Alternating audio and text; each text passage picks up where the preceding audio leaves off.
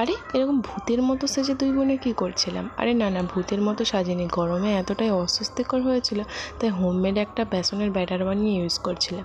আর এটা স্নান করার আগে মাখলে তো ফেস ওয়াশের প্রয়োজনই পড়ে না। তো আমি কিভাবে এটা বানাই তো তোমরা দেখে নাও। আর এটা তোমরা নিশ্চয়ই ট্রাই করতে পারো, কোনো সাইড এফেক্ট নেই এটাতে। তো প্রথমে তো তোমাদের প্রয়োজন মতো বেসন নিয়ে নেবে, তাতে টমেটোর রস বা পেস্ট নিতে পারো। আর আমি এখানে রসটাই নিয়েছি, কারণ আমি পেস্ট নিইনি, আমার টাইম ছিল না। তোমরা পেস্ট নিতে পারো। তো তারপরে তো মধু বা গোলাপ জল নিতে পারো, আর আমি এখানে গোলাপ জলই ইউজ করছি। তারপরে এখানে একটা এরকম ব্যাটার বানিয়ে নেবে, জল দিয়ে গুলিয়ে, বেশি মোটাও নয়।